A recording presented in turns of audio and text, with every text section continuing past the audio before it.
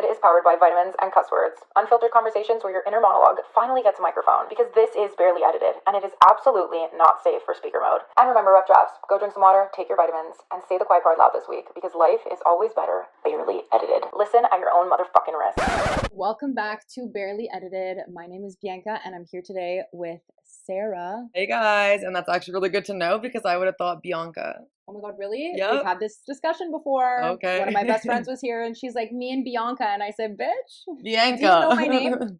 And Sarah, not Sarah. Yeah, I don't know why. Like, do you say Sarah online? I say Sarah, but Okay, everyone here says Sarah or Sarah. Oh, Sarah. We- Yeah, because I would have called you Sarah.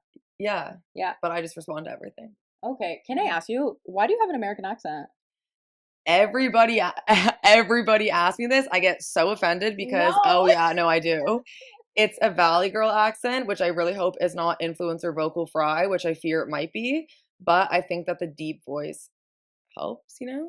Like, it doesn't maybe come off as American, but I get asked all the time if I'm American because I have an American accent. Yeah, you do. Couldn't tell you why. I think it's because here, like, we're so, like, we're like a good mix of people that, like, I don't hear this often. That's it, because I think in Toronto, everyone sounds like me, but I notice that there's people in Montreal who have accents. So maybe it's like a Toronto Do you American think I have an accent. accent? No. Really? Yeah. I don't think you do. People But always, here there are, and it's not even just like a French accent, but it's like a Montreal accent. no, not a French And it's like a accent. pronunciation of, or Quebecois. It's a pronunciation of words Yeah. that it's different. What's like a word that you say different or that you think is different? Say house. House. Oh, no. House. House. House. Pants. Pants. Oh, this is bagel. My Sorry, friend, what? yeah, we do it in the office. The Montreal versus Toronto. There's a variety of words: house, bagel, pants, Did you say bagel? bagel. Bagel. I know. You Well, know- but I'll never change. I'll never change. Don't. Stay unique. What up there? I'm trying to think of what else there was. And? And what do you? I'm trying to think of what you would And. pronounce differently. And. But that it's a stronger A. Like And. you say it. And. It's different. It's different. Here I am, just trying to be myself. It's a crazy world. You can find my place, and all they do is. Wait, I'm curious. What other words are there? I want to think of, because it's really funny. My brother told me a story because I have family that lives in Montreal. So I came to visit for a summer one time, and I came back, and my brother's like, "You were trying to talk like them, and you kept Sarah." Like it's a pronunciation of certain letters, and I think it's A's and R's Yeah, it is. that is different. And like he brought the story up the other day, and I was like, I do not remember that, but that's something I would do for the drama. And he's like, you tried to develop this like accent. Okay, but who doesn't? Like, anytime I go somewhere, I'm like, this is me now. But no, seriously, I'm gonna leave this podcast with an Italian accent. You might. You just might. Okay, so, first off, you are not from Montreal. No, Montreal. Montreal. Yeah. I mean, what's the difference there? What's the proper way to I don't pronounce know. Montreal? Honestly, I'm not even sure. Like, I say Montreal. People say Montreal, Montreal. I don't really know. I don't know how the fuck we say it, to be honest with you. But how did you, like, okay, so is this how it started? You visited, you fell in love, and you said, here I come. So my family, I'm actually French Canadian. Okay. My last name Lemoine. Lemoine.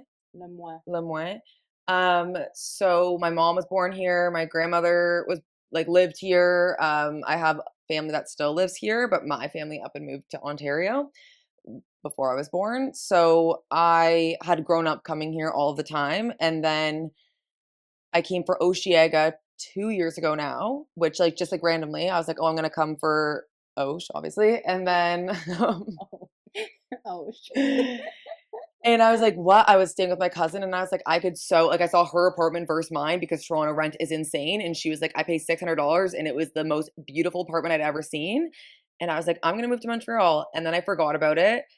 It kind of went off the table. And then like a month before my lease was up in Toronto, I was like, I'm going to move. So I came here, looked at apartments, and then 2 weeks moved here. Mm-hmm. Like, live your fucking life. Yeah. I was working remote, so like there was nothing holding me there. My roommate that I was living with was moving home.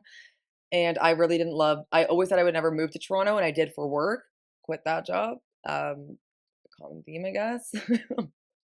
That's crazy. Yeah. That is really And crazy. now I'm like, this is home. Like, I will not.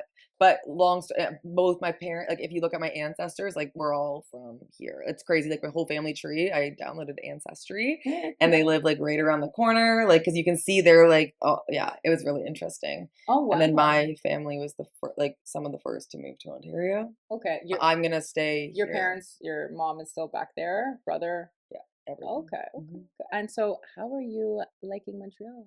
I love it. I'm never leaving. And I kind of realized recently, like, it was a test. Like, I could have hated it and then moved back home or moved to Toronto.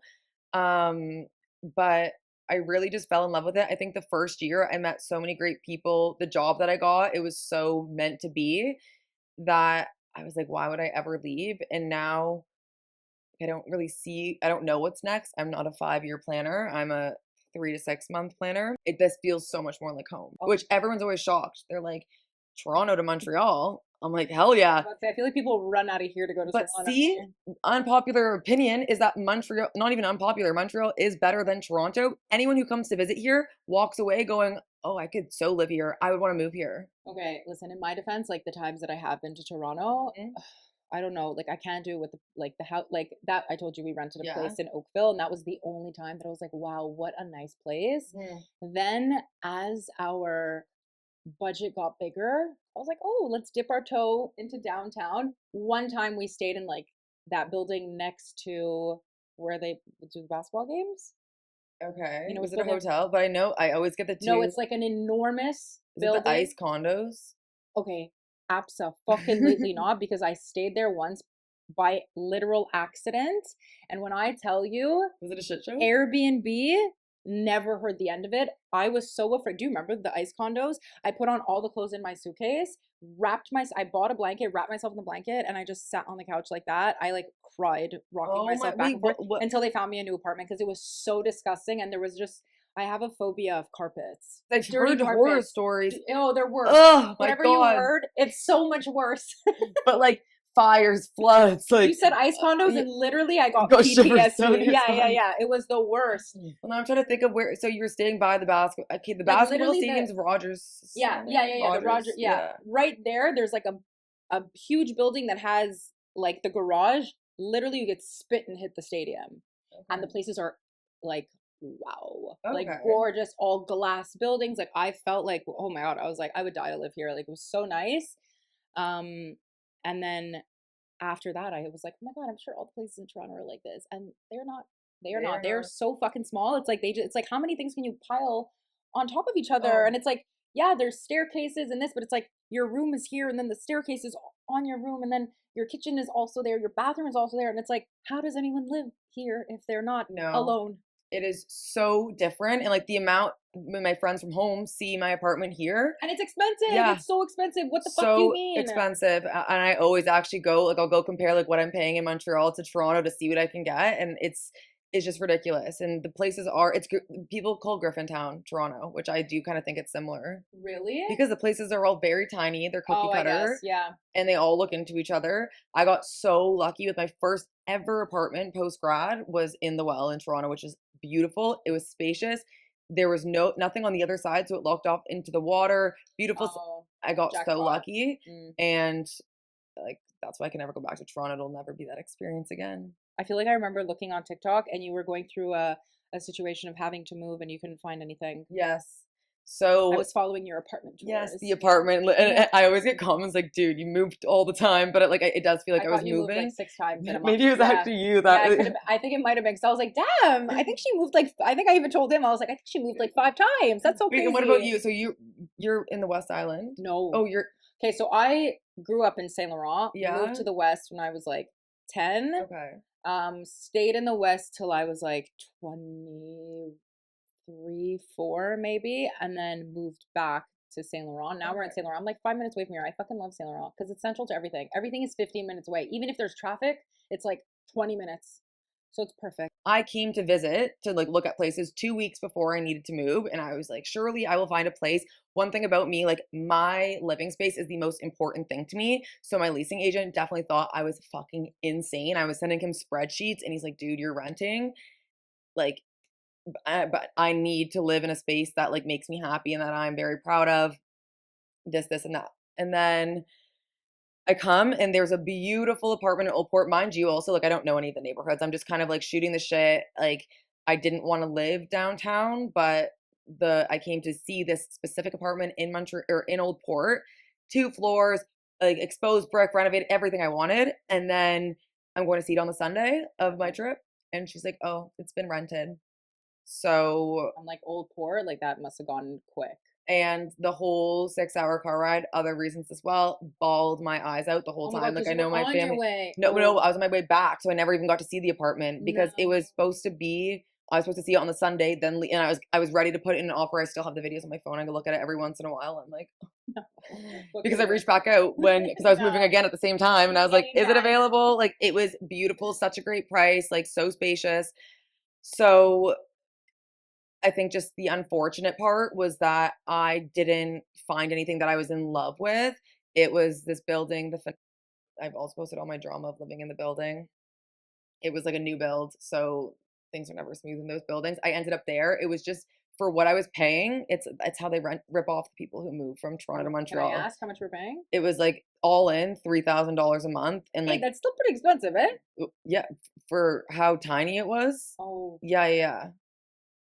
shit! I feel Yeah. like for 3,000 you could get like a pretty nice place. Oh, 1000%. But Okay. it was so that's what I mean.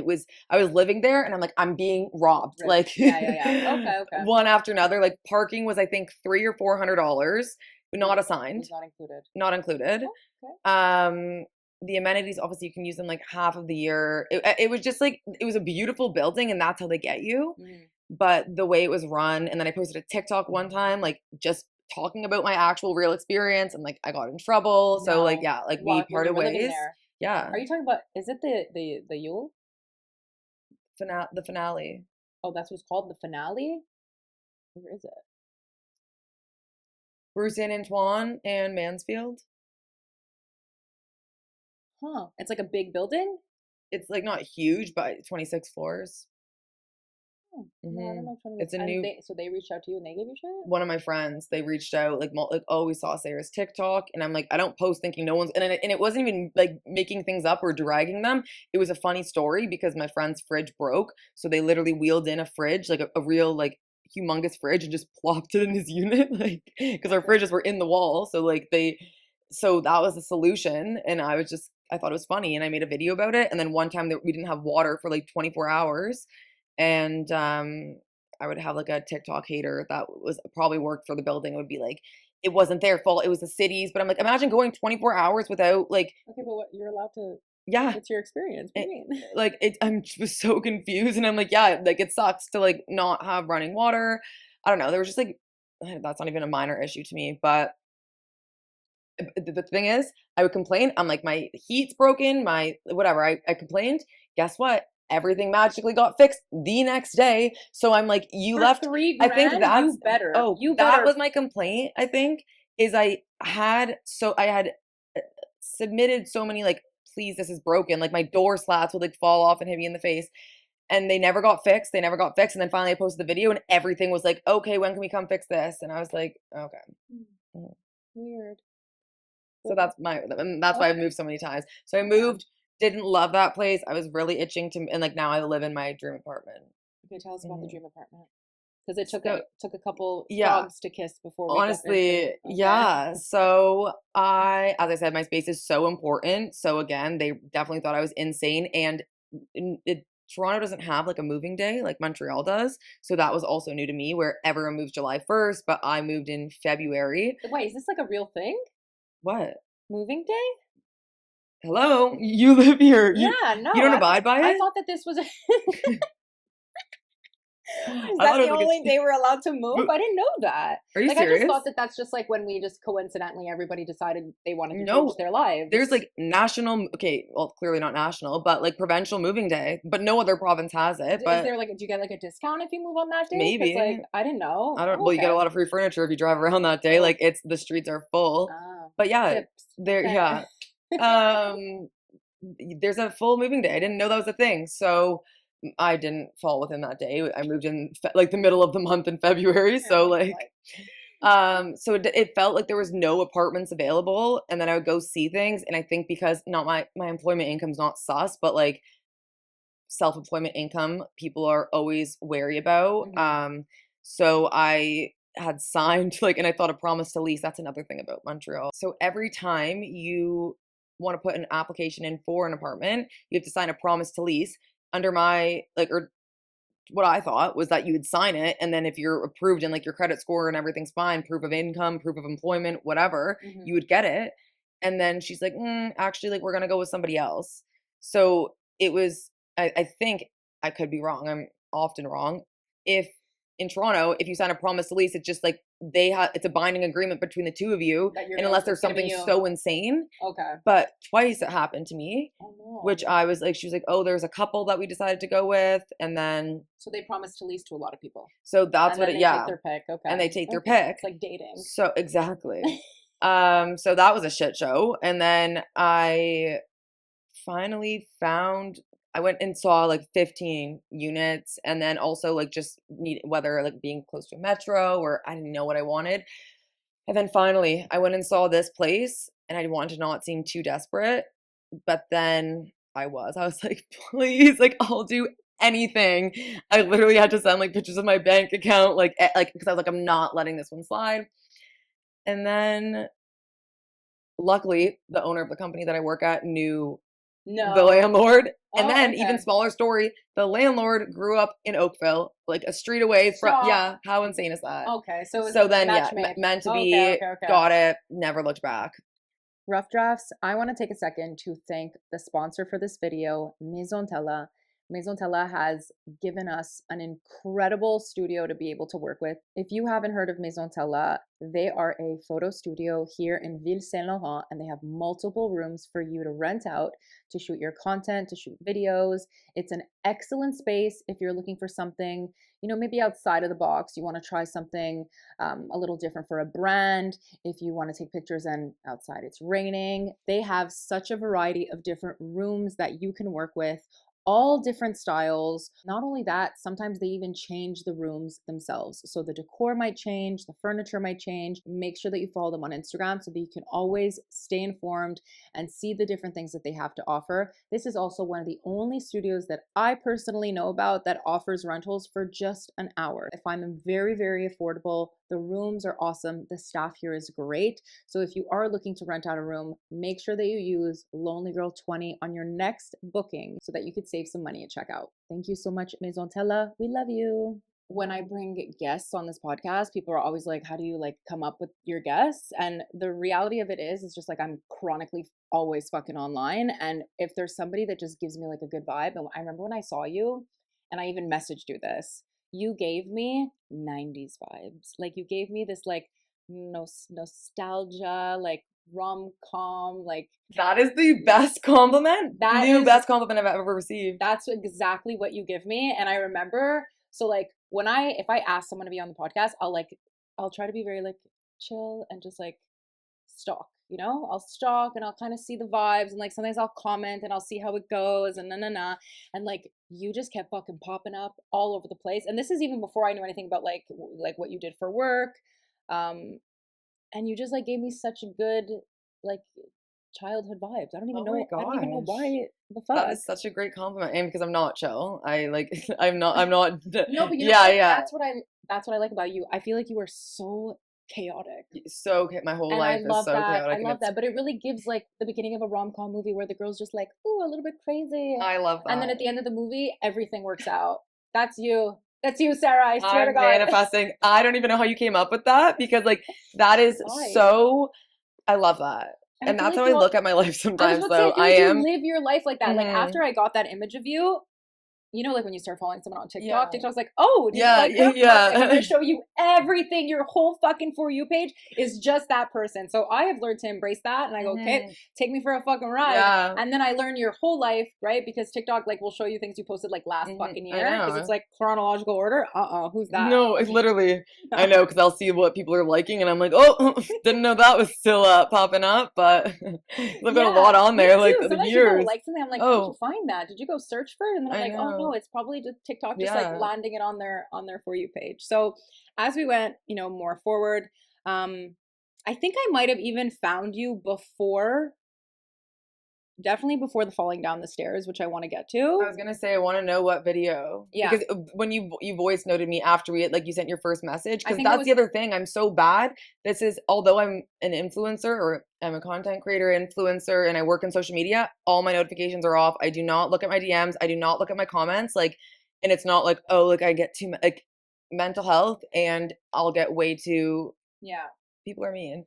So you don't answer. My every single notification is off on my phone. Like if you have to call me, you have to call me like 3 times before it rings. Yeah. But I have fallen victim to comments. Like now that a lot of the videos of the podcast have gone viral.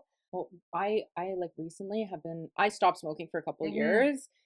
I recently started like 3 weeks ago again, and I will literally smoke. Joint? Yeah, and I have just been answering every motherfucking comment. I would be sitting there spiraling. I would literally be like, what's the deeper meaning? Like, I'm so bad with... I don't know what it is. It's like, I feel like it doesn't affect me because like people just say some crazy ass shit. You just say crazy ass shit. They don't actually look at what you're posting and just answer like...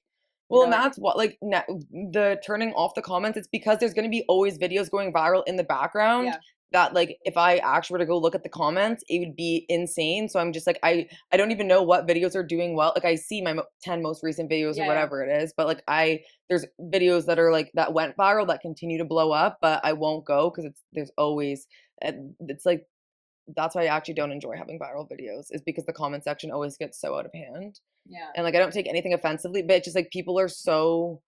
It depends on the day. Like, see, now that I'm getting my period in a couple days, I feel myself getting a little bit more like... Oh, and that's when I'm going to be replying. Like, okay. Reply videos, like all of that. Yeah. But all of this to say... Yeah, where did... I think I messaged you after I saw after the falling down the stairs, I said, it's my girl. I'm going to reach out to her. I said, this girl is, and this was like shortly after the apartment hunt because I followed that whole saga. And then you fell down the stairs and I said, my God, this fucking girl, like really, life it's not always easy for her. But I said, you know what? She fucking powers through just like a rom-com. So I said, I'm getting her now. I need to reach out. Then you didn't answer me for like 4 days. Yeah. And I said, she fucking hates me. Said she saw something, she probably thinks I'm a psychopath. So. No. And then I answered, you sent me a voice note and I was like, best friends. I remember I was like driving to work. Like, but it's because I messaged you on TikTok. I think I just wrote like Sarah. Oh, because then it blocks you from... And then it blocked me and I was like, oh my God. And I had one message to send her and that's all I said. And so then I'm like, fuck, now I got to reach out to her on Instagram. And honestly, like Sarah isn't even scarier message to receive. Like just Sarah, you never know. Hey, girly text. You never know. Yeah. And then I remembered, then I connected the dots that you were the one who had the issue at the event. Yeah. Because I remember... Canceled. Because I know Julia. I'm friends with Julia. Yeah. So I remember when Julia had posted about it. And then I said, fuck, not only is there influencers in Montreal, there's also fucking beef. There's drama. I said, there's beef with this poor girl, Sarah. I'm like, and then when I watched the videos, I said, oh my God, like... She was wrongfully accused. Sorry. Yeah, wrongfully accused. But like, and like what I own from the start is like, I think it's because I'm very outgoing and because I stand my ground no matter what. Like I'm always going to be called a bitch no matter what, because there are people who are pushovers. I am not. But you don't give me I'm not a bitch for no reason. I think I'm actually a very like accepting, nice, like I'll be friends with anyone. I will talk to anyone. I also get very uncomfortable going to things alone. So like I would want someone to be that for me. So I'm going to be that for somebody else. And so that's what really pissed me off about this situation is like the manipulation of like, oh, I'm so shy. And like, I have so many shy friends. I have my siblings are shy, and it's like yes, I'm very loud and outgoing, but I would never be a bitch for no. Yeah.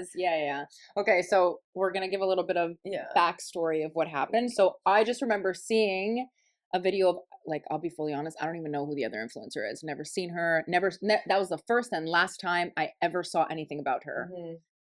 I remember her just posting something like, when you want to take a picture. Yeah. And like Oh. someone cuts you off, like made it seem like Sarah was giving real mean girl vibes. What did she post? I don't even remember. I just remember like the kind of sound plays in my head like a horror film. Was it that bad? Oh my gosh, the sound. And like I actually was like, oh, this is it. I'm deleting all my social media. Like I was getting death threats. I was getting Shut the fuck it goes up. to show like how insane people are on social media. Because so I was at work, mind you, I just moved to this new city. I've been living here for less than a year at that point. Just started a new job. So I'm at work. My phone's always on do not disturb. And I'm at work in my new job with all these people who live in Montreal. So like your algorithms are going to be algorithming. And I see this video and it's like this, I don't even know the words of the sound, but it was a trending sound at that time. I remember. And it was like trying to exist in the world as an introvert. That was like the on-screen text of this girl's video. And it's me looking cunty in my dress. And it looks like I just like go and like kind of shove this girl. Like I didn't touch her, but like it looks like she's taking her photo and I like step in front of her because like I wanted to take my photo there. What she failed to mention was that there was a 30-minute line that she cut. It was my turn. And I hate this story because it's so embarrassing to be like, it was my turn to take pictures and I waited 30 minutes in line. Like, it's already embarrassing as it is. So I didn't want to have to get on the internet and defend myself for this case. Did you know? But, did you?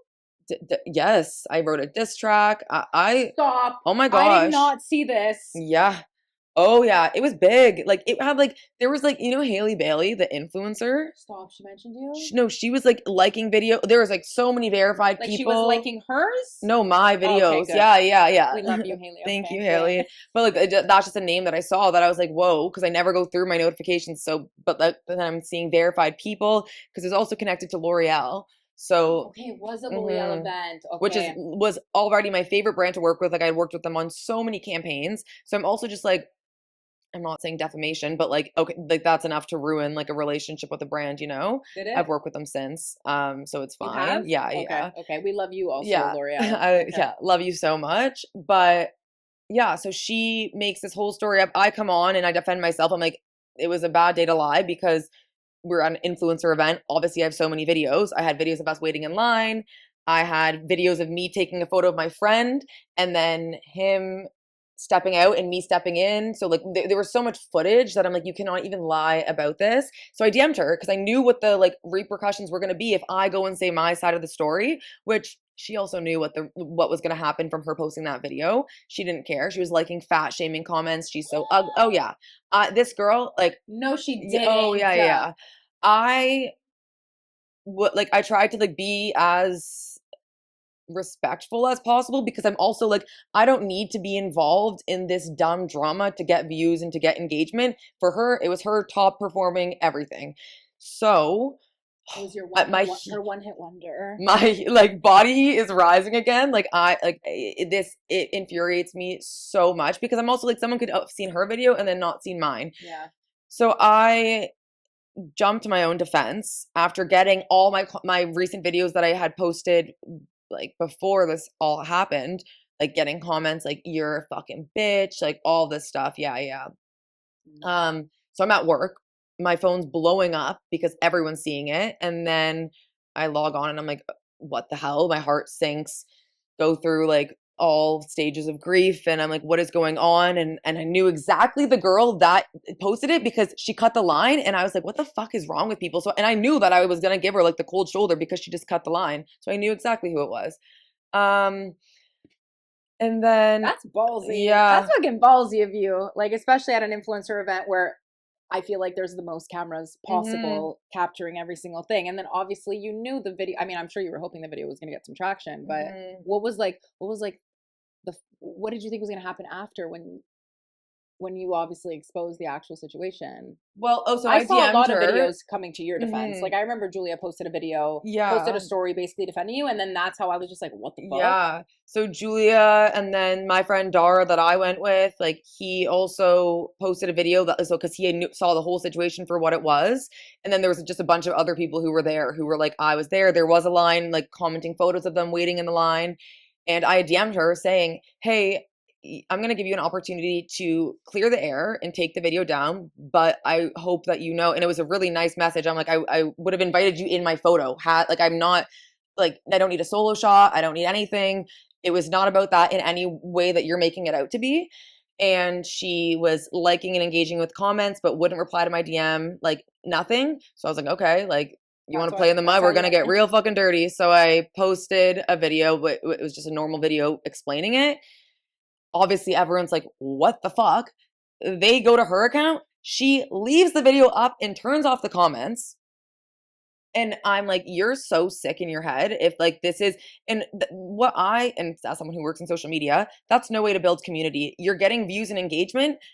I grew a lot of followers from this whole experience, which like people were like, oh, like at least that's a positive light. Yeah. But I'm like, I would have rather not even been my name, had my name like within this, because I talk a lot about like woman empowerment in career. So it's like, I don't want to be known as like a woman hater, like, or have a video like that about me. So whatever, I posted that video. Yeah, she turns off her comments, and then her friend starts getting involved, and they go, you're manipulating the receipts. I'm like, I'm fucking 24 years old with a full-time job. Like, who has time for that? And finally, and then like so many people were getting involved, and then I posted the diss track because I'm like, fuck this. I'm not. What do you mean a diss track? Like, it's you saying, like, literally like rapping. Stop. Like, I was on the way, because when I was like in high school, we would always make diss tracks on people. So I was driving home from work one day, and I was texting my friend, and she said something about it. My friend that I would make diss tracks with in high school, and I was like, oh my god. So I got home, like the whole car ride, I always go to Siri, okay, like, and then I got home and Siri, we're writing a diss track. Yeah. So I posted that. It ended up like performing quite well, and I feel like that was the most like me response, like, because everyone's like, oh, just like don't give it attention, don't give it whatever. But I'm like, you know what? This girl has dragged my name through the mud. So I posted that. But then because I'm handling the situation well, her friends all now want to be friends. And Stop. Oh, one of them asked me for a job referral to the company that I work at. And I was like, you know that I had to explain to my CEO, our CEO, what happened because you guys post like this is like you could have ruined my job with Wait, this. I'm confused. What do you mean she messaged you for a job referral? Like it went from like this random guy that wasn't even there. He was just one of her friends. Commented being like, "Oh, look, I see like where you work. Can you like can you give me a job referral?" And then the girlfriend that was saying like that was accusing me of lying of the receipts was like, should we meet up and make a video? I'm like, no, like, because you're getting all this attention off of me. No, I want nothing to do with you. You're a sick freak. And like, all of you guys are so immature and like, they're thinking it's all jokes. Oh, we got likes, we got engagement. And I'm like, some of us do not need to bring other people into our content and like bring someone down to get views and likes and engagement. Did you ever end up speaking to her? No, she never responded. I mean, why would you fucking respond if you're a liar? All of her videos in English. As soon as this started happening, start speaking in French. Yeah. So that was like a traumatizing experience. What does that even mean? Okay, so that was like was that like one of your, not like one of your first events? No. No, like that was one of my last. Oh no, okay.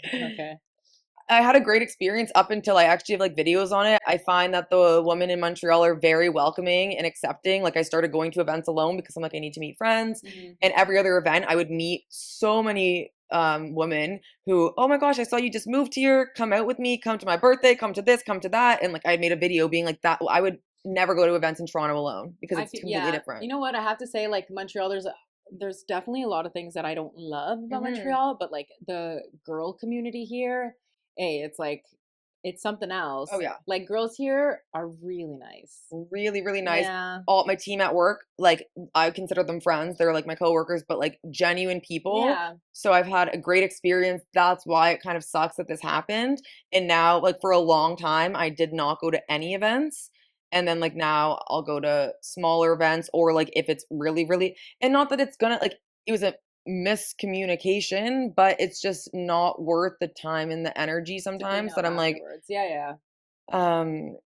so it wasn't one of my first events here, which was good. And like at least I had a community at that time. Like my friend Eva, she was like, we had met at an influencer event a few weeks before. The comedian. Yes, Eva, just for laughs. I think it's next week or in 2 weeks from now. And she lost her old account, so she's looking for people to start following her new account so don't follow the account. Yeah, actually we need to plug Eva, but it's Yes. I want to say on the 22nd. Let's look it up. I don't know if the internet is good here, but I just saw this and I was like, fuck, how did you? She went to go meet up with the person. I was like, who had the old phone number to the account and she still didn't get the account back. And I was like, oh my God, that's horrible. Hold on. Voglio andare a questo evento. She's really sweet. E ha perso l'account. Fa the comedian. How do you say comedian in Italian? Comico. But it's Kickback Comedy Party. That's who you need to look up on Instagram or Eva. July 21st at Café Cléopâtre. So, is she an English comedian or French comedian? English? Okay. Mm-hmm. What? Café Cléopâtre. What is it? He goes, is it a strip club? Is it? Is it? I don't know, but that'd be kind of fun. We don't know. I would go. Have to go and find out. Maybe Eva will be stripping up there, but I just found her recently also on Instagram. Well, I love her. So again, that's someone that I met at an event. We just really hit it off, and she's like she just felt like a genuine friend right away. What? It is? Strip club. We love that. Oh my God, that's even more fun. You there. That is even more fun. So then I have people like that who she's like, let me come over, let me like, just like, you know, being there for me, because like obviously moving somewhere alone, you might feel a little isolated, but my neighbor, my Eva, I had a bunch of people who were, but people also didn't realize the severity of the situation because I came online to like laugh about it. Mm-hmm. It was like, oh, like it's nothing, but it was like really bad. And I didn't sleep. I didn't eat for like 2 days. It was really, really bad.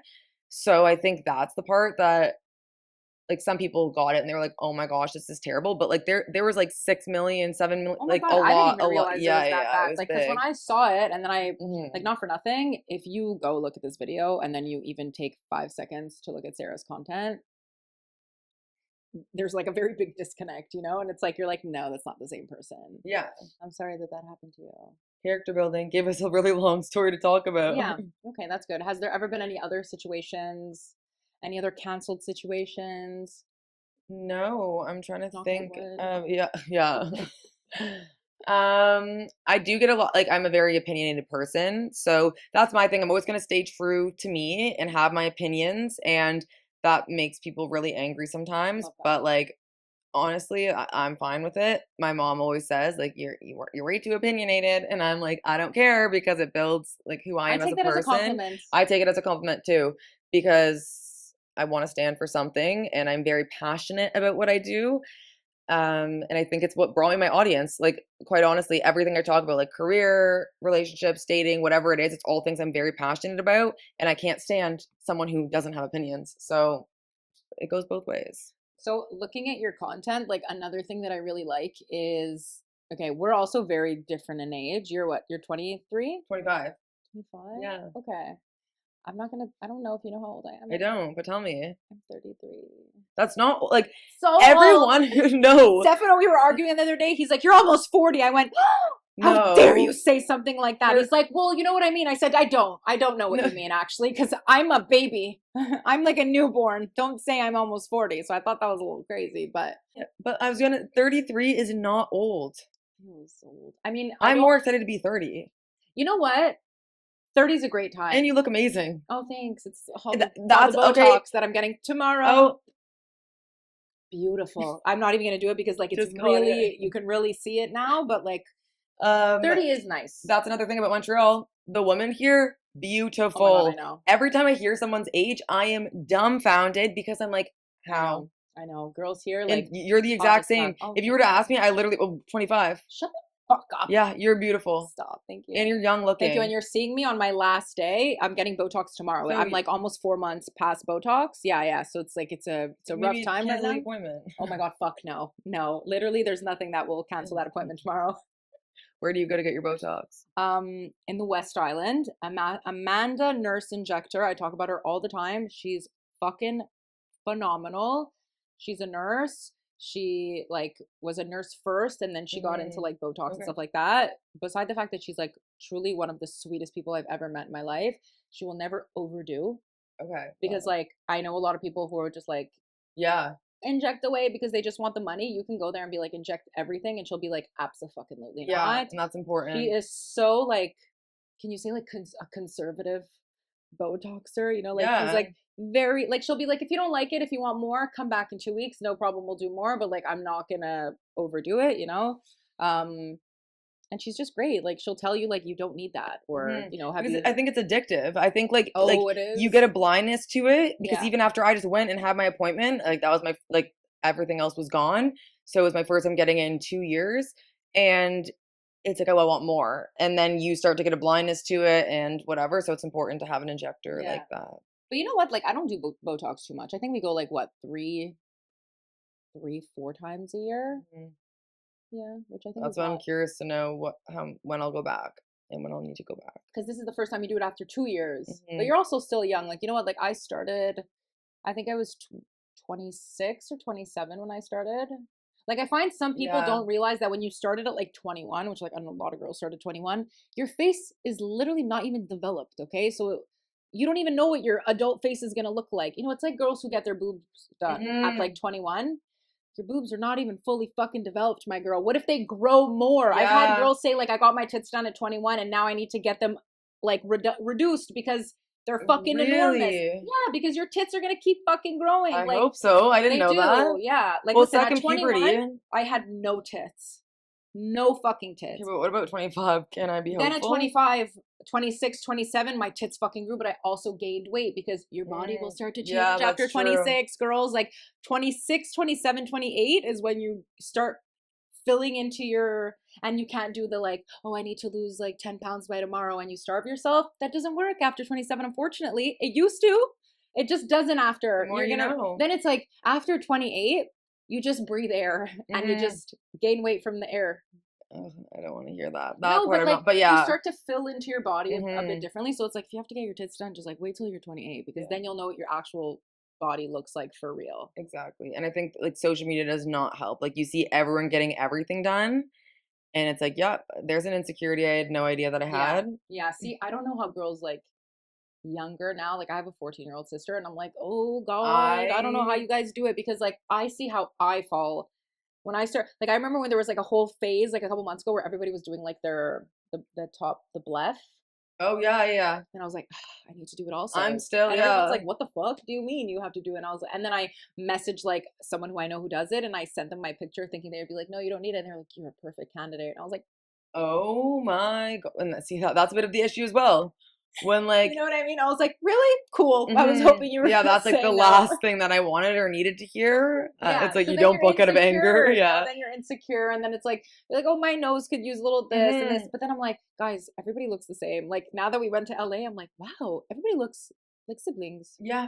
And that's when I know I'll draw the line, because I've never been insecure about my nose or my lips.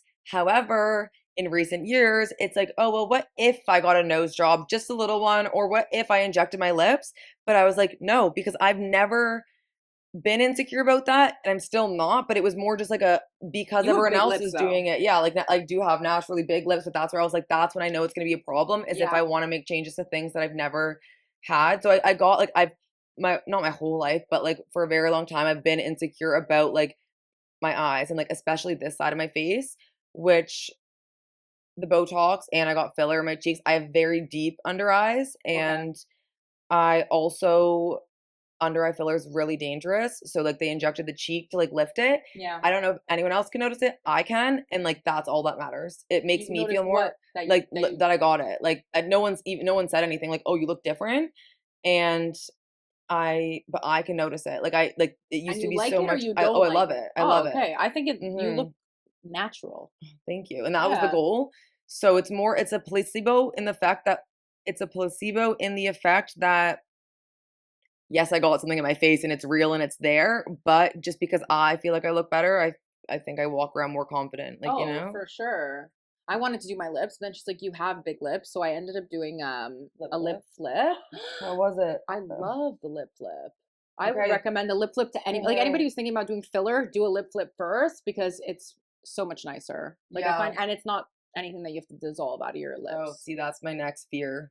No, the lip flip is perfect because I find it just like, I don't know, when I smile, I find like Yeah, My mine literally does yeah, it. okay, a lip Okay, flip, this a isn't my, lip like, flip full will smile. just keep your Yeah. lip down, and it's so nice. I find it gives like such a youthful look. Yeah, so not I need, but like that was the only thing that like when I do smile, it goes like underneath. Go see Amanda.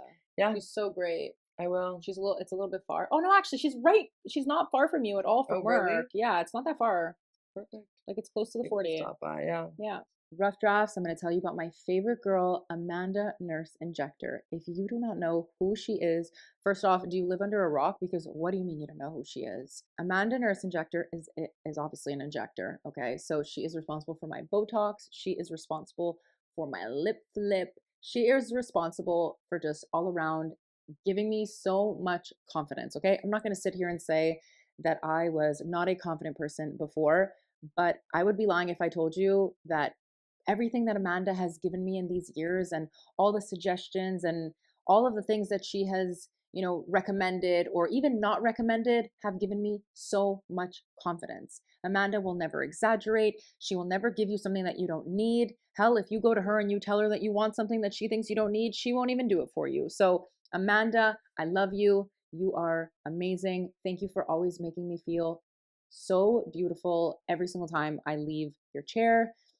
If you've been thinking about getting Botox, filler, facial treatments, and you have questions, or you've already done it before and you're just thinking about maybe switching injectors, book a free consultation with Amanda. You could do so on her Instagram. And then once you go meet her, you could ask her all the questions you want. She's very, very, very well informed and she will answer your questions and she will never make you feel like you're asking a stupid question. She's just full of information. If you do go see Amanda Nurse Injector, make sure that you mention that you saw this on the Barely Edited podcast and let us know how your experience with Amanda went, even though I know it's going to be a great one.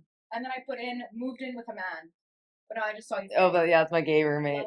My best friend. So jealous. See, you're living a fucking rom-com.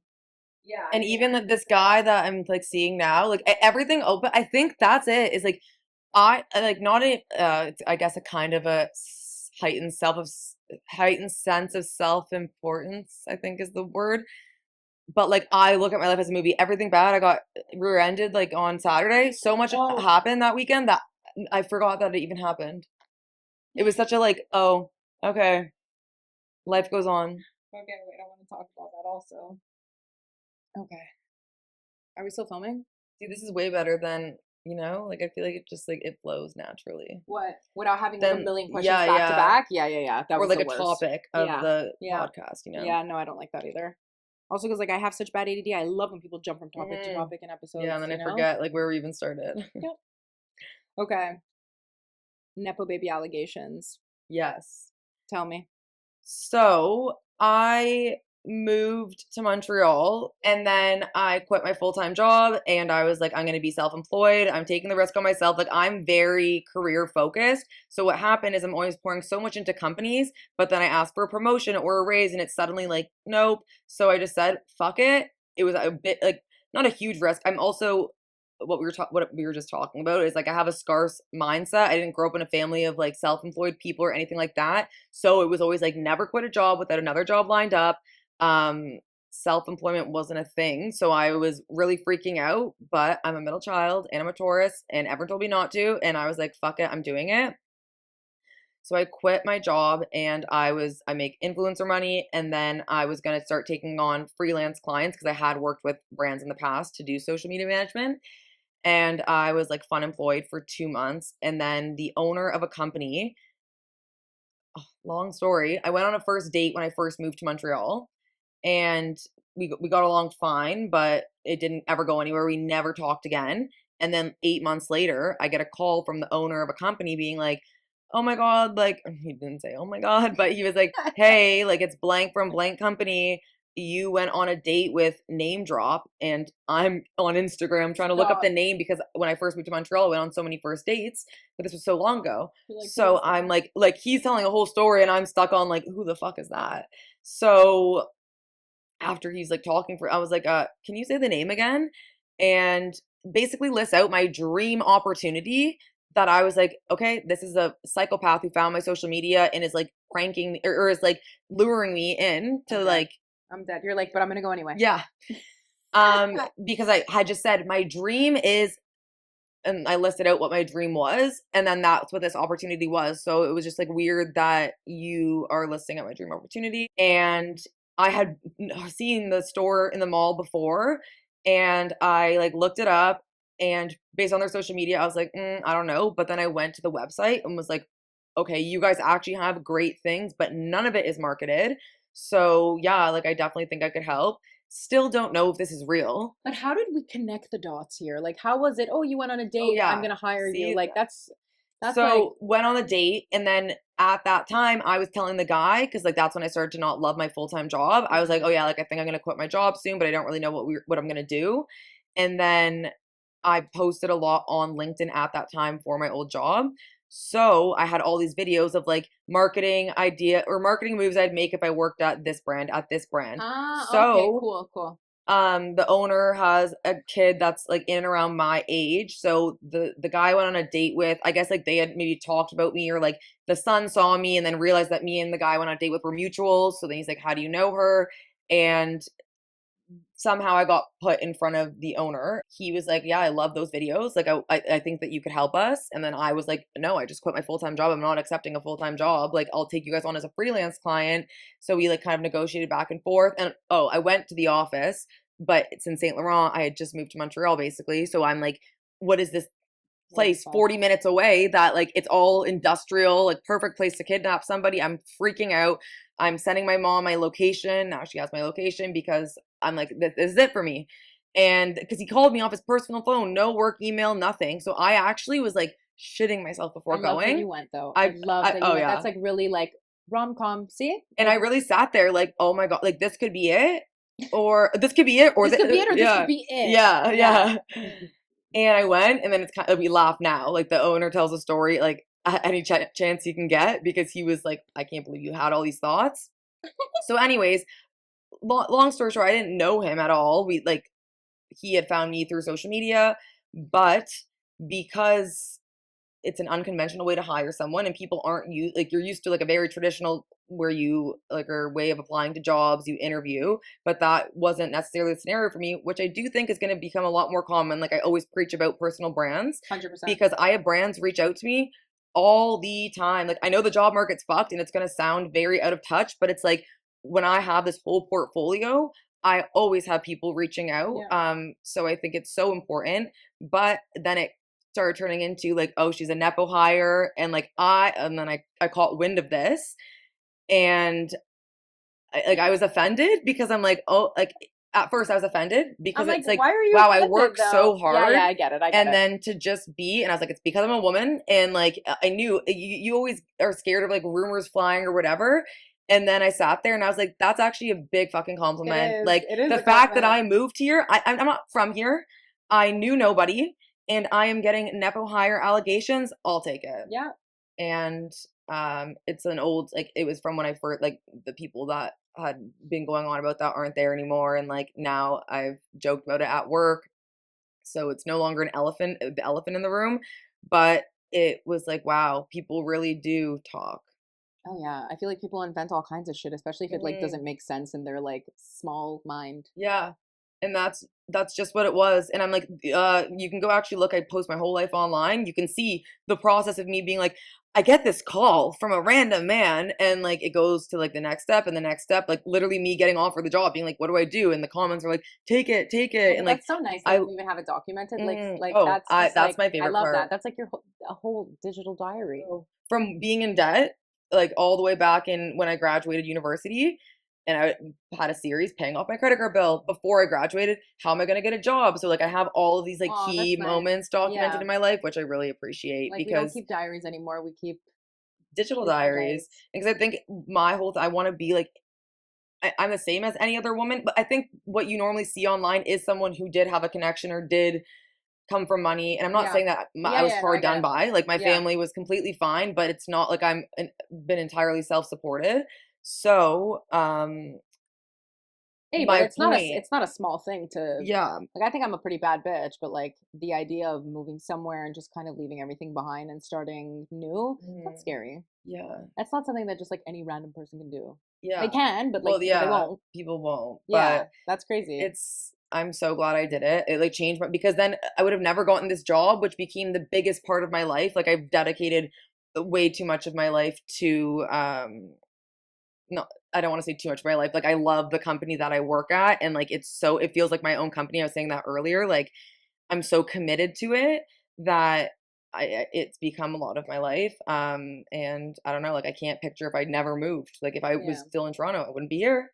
But so like for those of you, I feel like a lot of people also don't know what I do because Mhm. people think that I do this as a job, which like I wish I could do this as a job. I feel like I One day. eventually will. I eventually will. Um, but I do have a business, Lonely Girl Productions, where we also do social media, and I feel like social media is like one of the most, like I don't even know, it's like insert word here because I'm not even sure what it is, but I feel like everybody always thinks like, oh my god, that's such a fun job, like you must have such a fun time. Like yeah, I love it. If you want to see how many hours I spend on my phone, I think it's like 22 hours a day on my phone. So Yeah. if that's fun, cool. I You feel like get I don't it know how better long than my eyesight's going to be working, but you get it. Yeah, my mental health, everything. yeah, Like it's we work on days where no one mhm. works, like every time there's a holiday I'm just like, yay, holiday, and they're like, oh Bianca, Yeah, are you going to come? And it's like, do I not get the holiday also? Is that, do I I get paid know. overtime? No. Okay. Yeah, exactly. And that's like the joy of self-employment, and especially Yeah, social media, and like you're always kudos to on. You're you. always on. Scrolling is not fun anymore. It is fun because, but like it's, I'm scrolling and I'm trying to raw, and You I'm have like, like, oh, yeah, great idea. I Like, know. Even if you tell yourself like, this is my time to scroll for like myself, mhm. you'll hear a sound, you'll see something, you'll be like, that is such a good idea for the client. Like this is Yeah. gold, And But it's like, major props to you because there's literally agencies dropping like flies because nobody wants to do social media anymore because it literally is, it's so difficult. There's so many I know. changing algorithms, get like producing content, all of that, it is difficult. So the fact that like you're doing it and then for multiple clients. But it's a listen. Oh, I actually just realized tomorrow is Lonely Girl's 11-year anniversary, which is fucking crazy. Thank you, Congratulations. because I remember when we started this business and people were like, "Lol, the struggling artist," and I was like, "The struggling artist." Like, okay, I struggled for the first 2 years, but then like I guaranteed made more than like you make. I guarantee make more than you make. Okay, and I Period. feel like And look at people. all this. And then this was just like a fun side hobby that we started that also started doing really, really well. So um I don't know, social, like I also envy you because I'm like, so many times people have tried to hire me as a full-time Mhm. in-house, but then I'm also like, what would I do all day? Like I Yeah. split my time into like, we have like over 10 social clients, and it's like, Mhm. as much as I love How many it. people work? Is it just you that would like, No, we have you one have, other person that works with us, okay, but that's Stefan still, obviously yeah. too. But like now I'm starting to hire more people, but I'm also Mhm. very picky about the way that I do things because like Yeah. people are like, oh, it's just posting on social media. Well, it's not just It's posting on not. social media It at is all, not. at all. And it's like there's so much more things that are in it, and it's just like all like when you do social media, all of these businesses like kind of become your businesses. Like Mhm. I can't do anything without thinking of, or if I'm in a conversation with someone and I'm just like, I don't want to be that person, but I actually have a client that like this would be perfect, or Mhm. so it's like it's like you suddenly have all these fucking businesses that are not yours, but they really feel like they're yours because you know so much about them and you're so chronically online that you hear every Yeah. fucking comment, every feedback, and you want to fix everything, Mhm. and so it's like And because it's people look at it as like, oh, like social media, the fun, dumb team, like that's what it is. But I genuinely, again, heightened sense of self-importance. But I'm like, I see the most feedback because I'm seeing all the viral I videos. hear everything, I hear yeah. everything. I like know what's performing, what's not. I like product feedback, like even people being like, do more of Yeah. this. But it's like people do not understand the impact and the power of social media. And I think that's definitely like the hardest part. But I was gonna say, like, because maybe we can compare like your favorite part of your career versus mine, because that's like the difference of working with one brand versus multiple, um which I feel like we somewhat touched on. But like, what's your favorite part of like like of your job? I don't know, like just when things work. Like when you like think of something, like when an idea just comes to you Hmm. and you're like, this is so out of fucking left field, but I think this is gonna work, and then people look at you like, oh, all right, like sure, let's do it, and then you do it and it works, Yeah. and then you see slowly, slowly that the owner, whoever it is that's like behind the scenes, builds more trust in you to the point where they're just like, do whatever the fuck you want. Mhm. You know what I mean? Like That, we have, yeah. like, listen, I've also been doing this for a long time, but there was a time where I had awful clients. Awful clients. I would list them one by one, okay? The worst. That made me wake up every day and want to quit my own company. And because I lost so many people that worked with me because it was a very toxic environment because they were so nasty. It's like you hire social media, like you hire a social media team, but then you don't listen to anything. You say I'm hiring you for your expertise, but then I don't actually let you use any of your expertise because they still want to just kind of stick their opinion and everything. And it's like, if you knew what you were doing, you wouldn't have had to hire anybody. And then the fact that they also don't think social media is that important, they don't want to give you a full pay for it. Yeah. Like, how have you not come to the realization that social media is probably the biggest part of your company now? Like, what the fuck do you mean? Find budget. You have to find budget. Yeah. If not, you're not going to last very long. It's you're preaching to the choir, and like because it's not just like it's not just me, it's not just you, like it is so across the board because I posted videos about it before and all the comments say the same thing, but it's so infuriating because it is my expertise. I spend my whole like all my time doing social media, like my free time I'm on social media. I built my own business, and I think people do look at it as like, oh, you're posting a picture, then apply, because I had open seats on my team and everyone in my comments is like, it's not a real job. Okay, well, I'm getting paid. And like I had a few viral videos for Psycho Bunny, and it was commenting on because I'm a comment Oh, I warrior love your comments. from Psycho Bunny's account. Love like it. that's but here's the other thing. That is not my job. Like that is the job of like a coordinator or an Yeah. intern. Like, but there was a point that I was the only person on the social and influencer team. Now we've grown and I have the best team ever, and like things are really coming together. But everyone's like, how do I get this job? I'm like, babes, like the job, this is 9 p.m. I'm in bed doom scrolling, commenting. It's not, I don't get to do this in my day. And That's everyone thinks that extra. that's the job. That's extra, yeah. But see, I find that a marketing strategy. Oh, Comments, it's like I love that. I do it that is also. fully a marketing strat, and like that's what happened. And like, and that's the other thing is everyone thinks that it's like, oh, it just happened by luck. And yes, you can't always go viral by strat, or I'm sure there's some people that can, but the whole strategy was I commented it from Psycho Bunny's account, then I went to my own personal account, which is like the asset of hiring me, who's a content creator on your social team, is then I made a video saying, oh, this is my favorite thing to do. And I've had like 3 like viral videos now about the comments I leave. And then it blew up Psycho Bunny's channel, and Like the two things. Like, they go together. It yeah. is my strategy, and like people Yeah. can argue that it's not, but like that's fully me going in. Yeah. I'm not just like, oh, I'm gonna post random stuff. Like it is the fact that I was gonna be talking about it a lot. Yeah. So it's also not just like, I mean, yes, sometimes you can just get a viral video, Yeah, but the exactly. fact that it's with you Mhm. obviously is pushing it out more. See, that's Yeah. another thing when people are like, oh, it's so easy to make videos of you talking. Yeah, you make a video of you talking. Yeah, seriously. And let me see how natural you look, okay? Because like this is another thing I love about your videos is I love watching you talk. Like you're great at telling stories. Really? You have like the perfect tempo of speaking.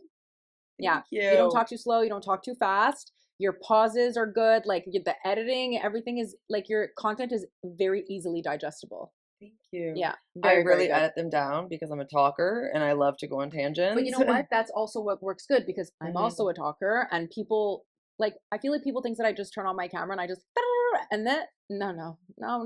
I mean, well, yes, it is one take. There's a lot of stuff that gets cut. Oh. There's a lot of things that don't make it that I don't think strengthen the video. Mhm. But then that's also what makes the video so strong at the end. Like it's not just the talking, it's also the editing. And that's why like I really deeply appreciate your videos because like thank I'm an you. editor at heart, like deep down in my soul. Your podcast, So- like all of that, like it's like editing's my least. What's your least favorite part and favorite part Oh, about? I love editing. Really? I love editing. Like Are I you a started phone or off computer editor or computer editor. Yeah. Like from when I was young, like that was my first thing. But like now that I do a lot more, like I don't know about you, but for us, let's say for all of my social clients, I've pretty much it's sad to say, I've almost like abolished photos. I don't really do photos anymore. I just don't find Really? unless it's like a photo that's like really moving you. Yeah. I find That's videos really is interesting. videos is the way to go. I just find it's easier to convince people to buy. It's easier to convince people to grow community. It's easier to videos. I find like that's really I what will need works. to talk more about that like offline. but because we only do not only do photos, but the No. biggest focus is our Instagram. But I mean, it's different if you're also looking at products. Like if I have to show you a product, obviously, if I'm buying a product, I want to be able to like look at the product, zoom into the product, so on and so forth. So it's a little bit different because a lot of the companies that we do, it's services. Yeah. Okay. Like we do hospitality industry, we do restaurants, we have like gelato shops, you know. So it's a little bit different, and it's not really the same thing. But at the same time, like I don't know, I just find people don't have like the best attention span for photos anymore. Like there's only so many photos of ice cream you can post. Yeah, that's true. And especially that's what I appreciate about shops and like stores and services like that is it gives you more opportunity to be creative. Like what happens is like we're like a pretty medium-sized company. There's competitors who are posting like very polished and like strong like imagery, but then like there's CPG brands like we can even like Poppy is a great example of a company that crushed it on social media, and it's because they had a very unconventional approach. And like yes, it's a CPG brand, and like I think those brands specifically have to get creative because you can't just be posting like a can every day. But it goes to show that it's like it works really, really well. What is your favorite thing about social media? Oh, I spoke on a panel one time and other girl said this, but it's like your content is so much bigger than you. That's like literally my favorite thing. Is I don't know if that's the answer you were looking like if that like, but it's just the fact that I started posting just for fun and just for myself and sharing things that people don't really want to share or talk about. And like over the 4 years or however long I've been posting on social media, like I get to go back and look at myself evolve, but like someone can go and find an old video that they resonate with, or it's like we've gone through it together. And then there's so many women like you helped me get into sales. I like broke up with my boyfriend, like all of these things that I was like, whoa, like to actually have an impact on people is so special because like that's like my biggest why. So that's my favorite part about social media. Nice. But I also like that you don't post just like I feel like as much as I'm not gonna say I don't like this because I do like looking at like the super aesthetic. Like, I just woke up perfect, looking perfect in my perfect kitchen. In my perfect. I do like those. I'm not gonna say there's I don't. Certain like, people that it works. Emily Kaiser. Yeah. I love her stuff. It's very like and clean. It's like the clean girl, and like to an extent, that it's will never fine. Like that will never ever be me. And it's funny because when in university, I went back to old videos and I found some that were so like that, and I'm like, oh, clean girl, yes, perfect, yeah. And that was so not me in university. Like I was off the fucking walls, and I think that's what people want or think that you need to post when you're on social media. But it's like some of my favorite brand deals as well because it's like, oh, like people want to work with like the big crazy brands. I'm like, Giant Tiger was one of my top. I fucking love Giant Tiger. Stop. And that is so me. I'm like, I shop at.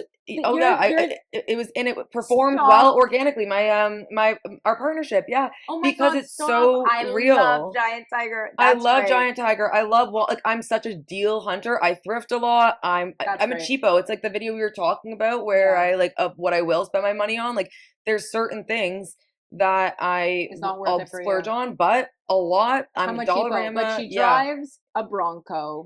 Yeah, but you know what? I get it because I used to be like that, and the first thing we bought was our Range Rover, and then as soon as I had a little bit more money, I bought a second Range Rover. Yeah, so I get that. I get that. Yeah, so I am a cheapo in a lot of areas or like I don't go to the mall and spend like $1,000, or like I have one nice purse that I did splurge on, but it's like I finally just stopped thinking about it. But like those things are big to me. I'm not a credit card. Like I use my credit card for every purchase, but it's not like, oh, I can't afford this, I'm gonna put it on my credit card.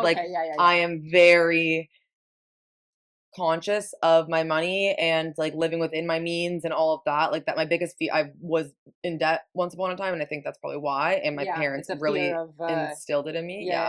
So I splurge in some areas, but I'm going to save in others. Okay, so like what are things that you will splurge on that you feel like the average person would not splurge on beside a vehicle? Because I feel like that is the first people will just go for like the cheapest car. And I'm like, I fucking love pulling up in my Range Rover. Are you kidding me? And I battled. Love it. Yeah. And that's what I said. I literally get in my car. It smells like new car. I'm smiling ear to ear. I can take my roof off. I remember like, I think it's also just like I'm proud of myself thing because I remember seeing this influencer I love, Ken Urich, got a Bronco, and like that was like I was like, whoa, that's a sick car.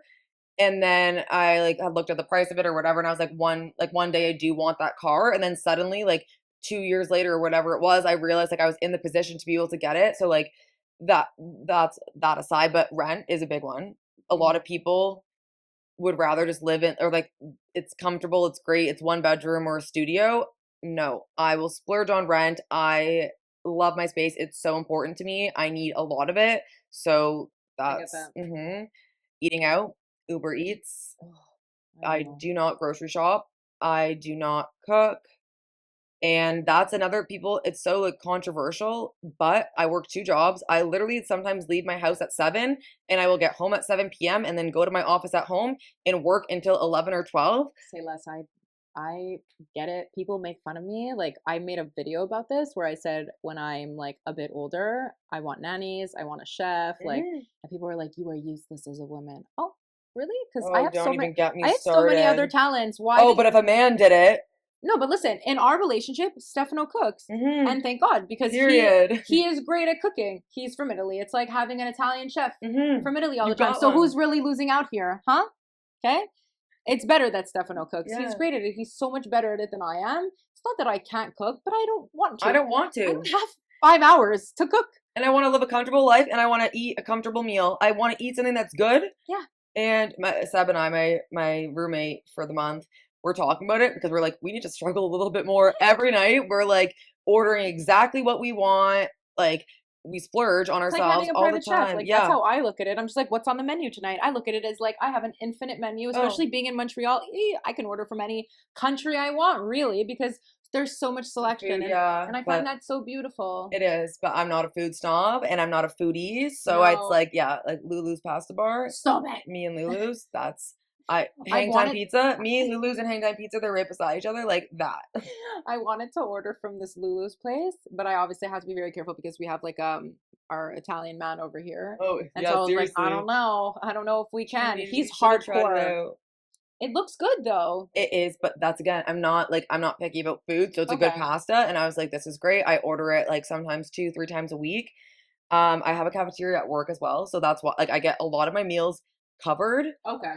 I'll grocery shop every once in a while, don't get me wrong, but for the most part, I don't love to cook. I go through stints where I'm like, I'm getting my life together, but it's like, I gotta enjoy life at some point, like, and there's certain, I work a lot, so that's one of the things, and like, same with cleaning, I honestly don't love cleaning, so my mom was even like, why don't you get a cleaning lady? And people think that's ridiculous, but if it makes you feel good, and it makes you feel frees up time in my day, and I'm at that point in my like career in life where I'm like, if something's gonna make my life easier, men often just go to relationships. Oh, I need someone to cook and clean for me. I'm gonna find a girlfriend. Men have a girlfriend to do that, and you guys don't have to like. And you, I mean, pay for it. I mean, it depends if you're, you know what I mean. The woman's not getting paid, and but like, oh my god, it's fine because I posted a video one time being like, I just need a boyfriend who's gonna cook for me, clean for me, do my laundry.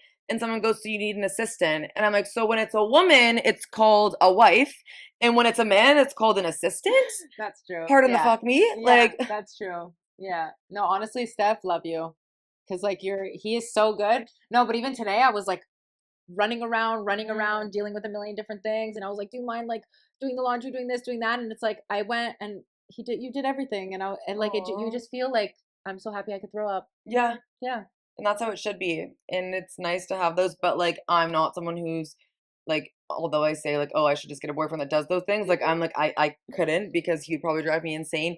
So I'm like, oh, maybe I'll pay for them, or like I will figure it out, but those things make my life miserable and I want to enjoy my life. So if I'm gonna order food or have a cleaning lady, so be it. I support that. I'm like, I'm a high earning woman, and I like a man like I would hate to pay for a man's shit, but so I guess no, but oh my god, Stefano, like love you, because Stefano, poor guy, like not only does we work together, he does everything. No, Stefano pulls all the weight. Okay, like it's honestly it's like 85, and then the rest is me sometimes. You know, so like yeah. I wish everyone had a Stefano. Good work. That's like unheard of. Go get them in Italy. Yeah, you're not gonna find them here. I literally said that every good the guy that I was going on dates with in my building who spoke French, or not obviously spoke French. He was from France. It's European men treat you way better. Oh yeah, this was your video. I saw this. Okay, we're not talking to this man anymore. Well, that was like the first European man. Okay. And then We have that was like another a long European time man. ago.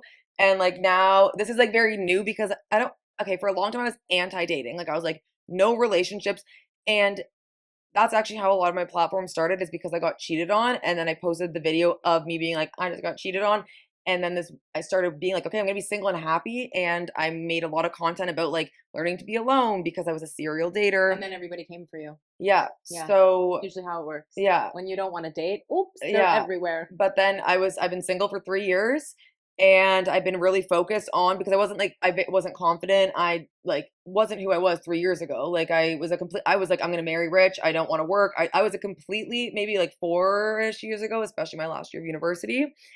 So I really like saw my life turn around. But the past 3 years have been like, I just haven't met anyone that I liked. It's really raised my standards.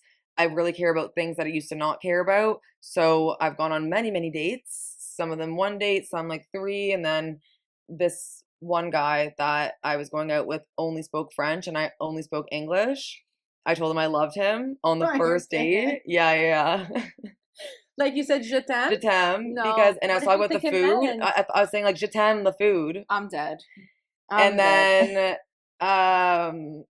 yeah, and you could just see like I was like, he's like, what? Like what? Because he was better at English than I was at French, so like we would like make it work. And he was like, je t'aime, like that's I love you. And I was like, oh my god, no, I love the food. So like it was so awkward and weird. Is that And the last time you saw him? no, that was the first date. Oh my god. Yeah. We saw each other a bunch. Like he was so nice, but the language barrier, like I feel like I didn't actually really get to know you on like there was a connection obviously, but like to me, like really knowing someone on like an emotional level and like speaking the same, it can be difficult when you don't speak the same language, like you don't know their humor. It was difficult like it took a lot of brain power to hang out because I mean, it was helpful. It helped me work on my French and vice versa, but and then that was a long time ago, or when I first moved here. And then I met a new European man How did you meet him? on Hinge. Oh, okay. He actually DM'd me on Instagram, like a long time ago, but don't look at my DMs. And then we matched on Hinge.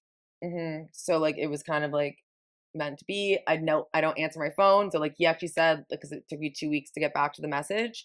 So he was like, I was gonna ask you to go at once, and if you said no, like I wasn't gonna wait another 2 weeks. I was like, okay, fair enough. Like I wouldn't have ever known that. And then yeah, we went out, and like we're not anything. Like we've just been going on dates. Okay. But wait, you made a video about this recently. it's like it's like the best dating experience I've ever had. You guys both have lives. We both have lives, and that's the most important thing that I've learned is because I used to like spend.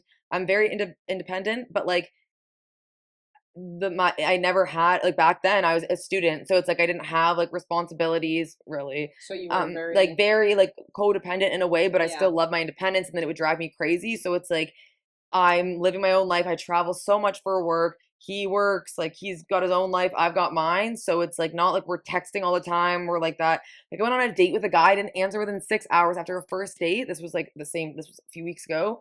And he's like sending me like double text because I'm not answering like 4 hours later. And I'm like, I'm at work.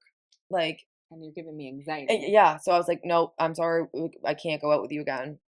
So it's like, I'm very picky. Like that was enough for me to be like, I'm never. Okay. Give us some like, what would we call them? Like non-negotiables in dating. Something that if a guy does, you're like, yep, that's gonna be a hard. Like I was trying to think of this because this other guy was asking like, what are your, and like I do have a laundry list, but it's hard to like think of like the specific ones. But like career and ambition is a really big one for me. I like if you're born into whatever, but like you could be born into a rich family, but if you were not a hard worker, if like you've been handed everything, can't do that. If you are not an independent person, cannot do that. Like anyone who, it's like I'm a middle child, so I'm very independent, and I'm a Taurus, as I was like saying before. So anyone who cannot make decisions for themselves, waits on like, oh, I need to ask my parents, which that still happens at this old age of like, does it really? Oh my gosh, like so Men often. say that? Yes. And it's just like, and like not like I need to ask my parents, but like just like for them, the input of my family still matters, I make my own money. I am my own person. At the end of the day, I make my own decisions. I live my own life. And my mom will tell me no, and I will still do it. Like, Yeah, it's okay. and I can't deal with people who are not self-sufficient. So, like, these are all big parts, I guess, that all layer up to just being independent and being our own people. Insecure men, that is like, I can sniff it from a mile away. On one of my dates, like, I was talking about Seb and how he's moving in, and like right away, is he straight or is he gay? And this is like, And you're like, and I'm like, and why does it, like, whatever? And I can understand that's a controversial topic of like male best friends and whatever. I understand there's lines, but I'm like, we're on a first date. Like, relax. not the It's convo to be having. yeah. It's literally not even your business. Politics, morals. There's nothing that's off the table on a first date. I would rather have those conversations For sure. so that I don't waste my time. This, like, trigger warning, rape, sexual, that got brought up on a first date by this guy. He made some fucked comments. Sorry, what? Mhm. What do you mean? Like, he literally, What? I was like, What did he say? Wait, sorry, I want to hear this. he one. goes, I don't even know what we were talking about, true crime or something along those lines. And then I was telling this, I don't even know what story I was telling. It was something about true crime. And then he's like, oh, well, was it her boyfriend or was it a random guy? Because, like, if it was her boyfriend, and was basically saying, like, if it's your boyfriend, he can't rape you. And then I was like, oh, okay. I And would have said, I'm then going to go to the bathroom. literally, And never come that's back. the date ended after this conversation. And then said something about, yeah, it's just like really unfortunate, like the percentage of women who lie. They really ruin it for the rest of Oh, women. so we know that this guy has had allegations and that And they didn't lie. I was actually sitting there like, oh my gosh. And I started like going off a little, like, because I was like, the percentage of women that lie, I'm like, the percentage of women who don't come forward, the percentage of men who have gotten away with, like, that is not the statistic we need to be worried about. And he literally was like, didn't know this, because I was like, no, I don't want to go out again. After like Ubering home, in person you said this? no, like, he said, can I drive you home? And I was like, no, look, I'm gonna Uber. Like, left. He texted me afterwards, and I'm like, no, I'm not going out again, because I had so, like, let's do that again soon. And then I said, I didn't answer. He goes, oof, didn't know the date was that bad. I would have said it was worse than what you thought.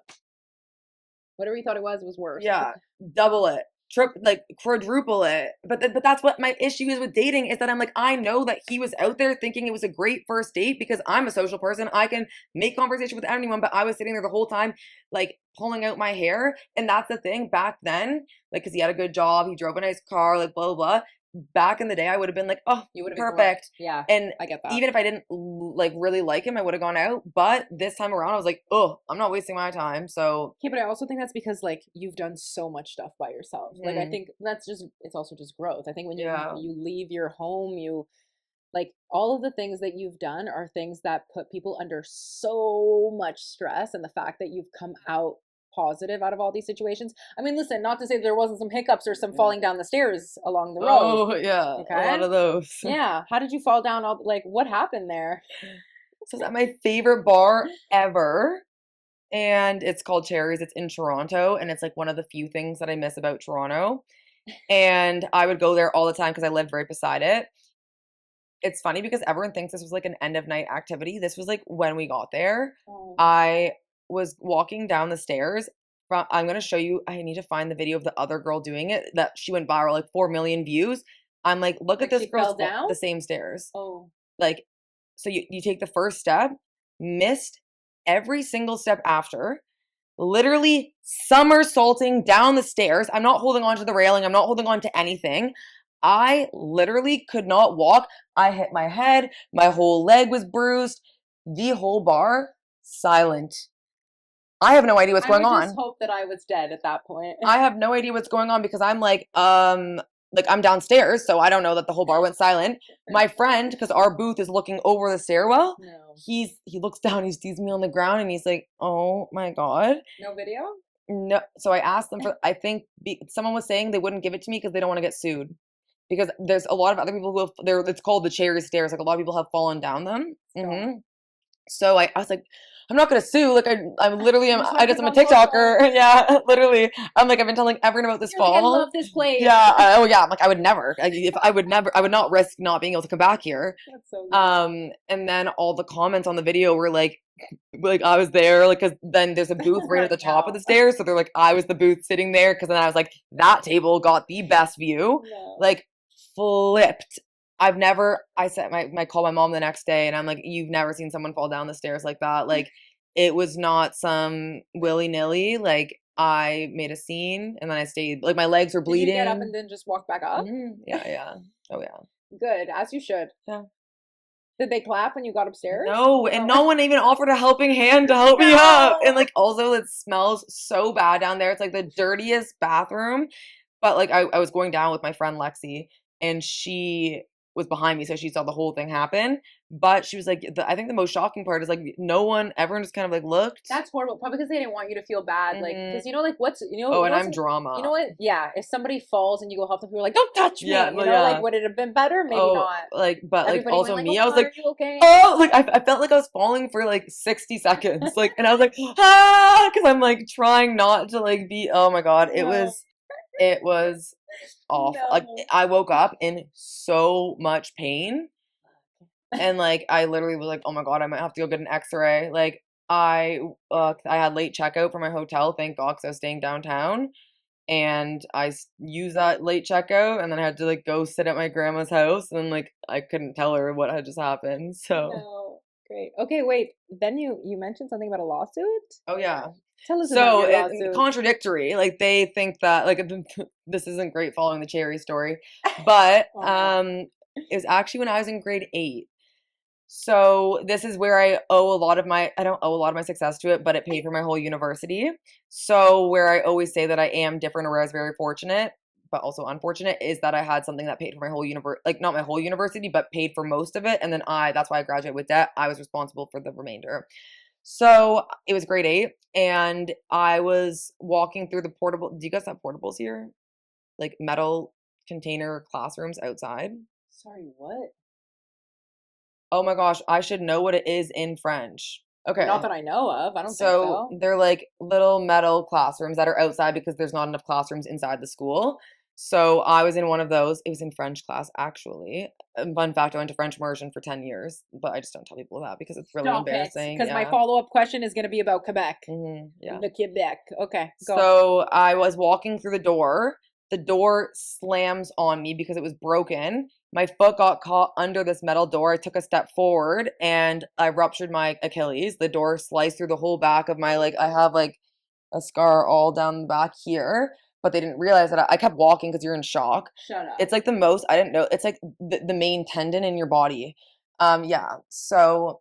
You were in grade 8? Grade 8. First, and we did Fancy Fridays. It was the first Friday of school, so I'm wearing a dress. No, first Friday of grade 8. Yeah, first Fancy Friday. No. And I just remember Joe, the janitor, like, because I was walking, and then someone goes, oh my God. I was wearing Birkenstocks, like, with the back open. There's blood everywhere. Blood everywhere. So they grabbed those, like, shitty brown paper towels that don't absorb shit. Yeah, nothing. Literally. And then someone was like, you can see the bone. And then, like, I'm like, oh my gosh. So Joe, the janitor, comes running out. You didn't like, feel any pain? No.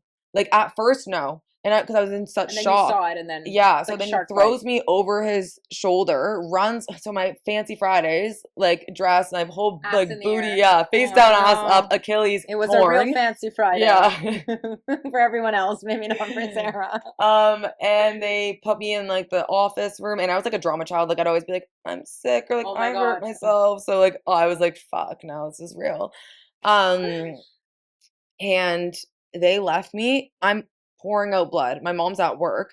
They waited like hours. Okay, like an hour Blood out. for her to come get me. I was fainting nonstop. This non-air conditioned school. First, it would have been like September, first Friday of September. Oh my God! So you sued the fucking school. So I'm like, yeah.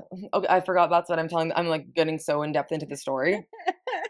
But so then we go to the hospital. They don't even really think I just sliced my leg. So she's mid stitching it up, and she's like, you ruptured your Achilles, and because your Achilles rolls up once you like it doesn't stay there. So she like is stitching me up. There's a woman with handcuffs on. Went up your leg. Yeah, like it's like and like it rolls like it's yeah. So there's a woman who has handcuffs. She's shoved pills in every orifice of her body. Like, it was the most insane experience. And then my teacher actually went to my mom and said, like, there have been so many people hit by this door. No, they've never fixed it. She's like, you need to do something. Because, I was in a cast for like my whole like first, I can't even tell you how long. I was on crutches. I was in a hard cast with my foot permanently pointed down. Then they would change it. Then I went to like a boot cast. Same thing. Like, I played competitive volleyball. Like, all that off the table. Like, it ruined me. Oh, Yeah, like, I forget how bad it was, but like, obviously my mom does because she had seen me go through it. But it was really, really bad. So then she waited until I graduated from that school and then and sued them. no way, you waited, and you could do that? You could wait that long? Mm-hmm. They were building the Damn. case. Like, they had to go, and like people would follow me around, like seeing if, because like they're obviously gonna build a case against me and see if To see I'm what if you faking started it. fucking hopping around on your fucking foot? I honestly, I have no idea, but like, I forgot about, yeah, it was like a whole, and apparently, because I posted a TikTok about it a long time ago, and someone was like, oh my gosh, we learned about this in school. Yeah. So. Good for you. Mm-hmm. Damn. I know. Does your foot still hurt? Yeah, like, I'm gonna have problems with, like, I have a big scar. I like this foot, like, there's a, like, my left foot will fall asleep. If this foot falls asleep, it's unbearable pain. Like, it's like not even the uncomfortableness. Like, I'm like, oh my gosh, I want to literally puke right now because of like how uncomfortable it feels, but only on this leg. I'll probably have arthritis. Oh, I also no. broke both my wrists at the same time. Oh, So good that, for like, you. yeah, How did you do that? snowboarding. I was about to say I did that with snowboarding. Both at the same time? Not at the same time. I went Oh my up and I gosh. landed on one and they said, don't go back up. I said, okay. And then I went right back up and I ended up there 10 minutes later and they said, we said not to go back up. And I said, no, that was the other one. Shut the fuck up. I think And that then I did it story's- on skis with my knee. Yeah. I'm just like not. How old were you? My wrists, I was like 14, 15, I want to say. No, maybe 14. And are you a skier or snowboarder? Like, do you still? So this year we actually started snowboarding. How is it? I mean, it's a very slow process. It's hard. I mean, as an adult, yeah, Mhm. it is. It's not easy. You see these like fucking little kids on fucking snowboards and skis. Boom. Oh, I mean, yeah. oh my God, we should have done like a whole segment about like skiers. Oh. Fucking hate skiers. Like they just fucking zoom Oh my by you while you're gosh. snowboarding. Like, are you fucking kidding me? Yeah, This no. is like the cyclist discourse. Like, oh my God, guess what, guys? Guess what? Guess what? We have another. Don't cancel me too, but holy fuck, dude. Cyclists have a death wish. If you want to literally act like, was it you that posted the video that said like, if you want to act like a car, or like it was something about Yeah. acting like a car? Yeah, I don't yeah. know. And I'm just like, They you wanna want, be a car, yeah. but you don't want to follow any of the car laws. No. Okay. And they look at me like, Yeah, people keep asking me, they're like, come down to the two-pedal world. I don't want to. I don't ever I'm want to. totally I don't have a fine. death wish. I don't want to die. I'm like, and guess what? When I'm when I aware. bike, I do Bixie, and I am so fucking careful. I stop at the stop signs. I'm not gonna blow because I just can't even. You don't even look both ways.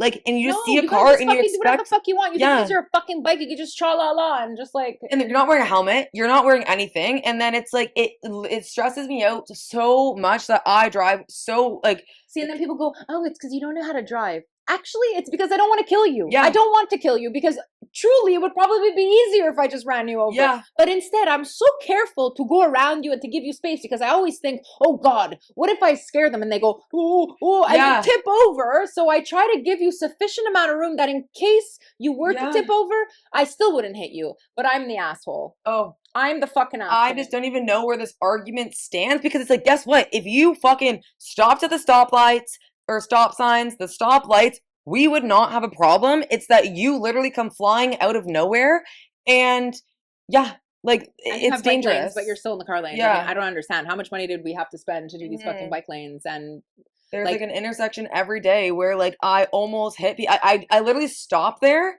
I'm like, waiting. even though there's a stop sign and it has the bike sign and a stop sign, I'm like, so you should be looking at that. You're not, and I have to drive like a fucking granny. They are optional for bicyclists, Yeah. apparently. Yeah. So, and it's out of the safety of other people. Like people need to relax. Like, oh my gosh. No, you don't, I Like, I don't hate understand. but I'm getting death threats Yeah. about the bike. Bianca the bike lasher, apparently. I had a lawyer contact me saying I'm going to pay for my I'm gonna pay for all of my like comments that I made, which like I'm sorry, what comments did I make? Like, because I said I hate bicyclists. I do. I fucking hate you all. Like, sue me. I'm sorry. Jesus What do Christ. you Maybe mean? if you weren't such assholes, people message me. They're like, so you hate my daughter and you want her to die?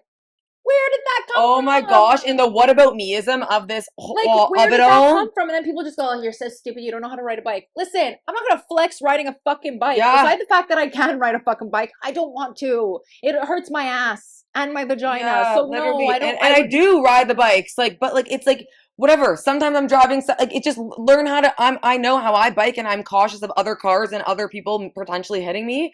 So I would be too nervous. Like I think if I I took a literally bike, see neurosurgeons that come on and they say like, do you ever see those videos on TikTok of like like things not to do, things I would never riding do, a bike in a city? Oh, you but know? that neurosurgeon's so dumb and hates Yeah. bikers. No, they just have to deal with them all the time. I saw. Wait, what does the lawyer? What did the lawyer say to you? You're gonna pay for these comments? Yeah. You need to take accountability for these comments. You're gonna pay. I said. I mean, let's go. Tell me what we got to do here, because But like, what about what the meism fuck? and people thinking everything's targeted to them specific? You're not that special. But You're also, like, why do you think I want to? I don't want to kill you guys. I just said I fucking hate you, which, like, just like French people, like, people don't get this whole thing about the French language. Like, people keep telling me now, like, oh, you're so obsessed, you're so obsessed. I just think people are not understanding. Like, the situation is okay, just immigrated here. He just got his permanent residence, okay?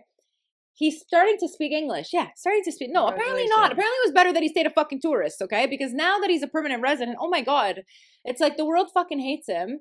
You can't learn English and French at the same time. Sorry. Unfortunately, I speak English at home. Actually, we speak Italian at home. So his learning English was a little slow, which means that his learning French was even slower.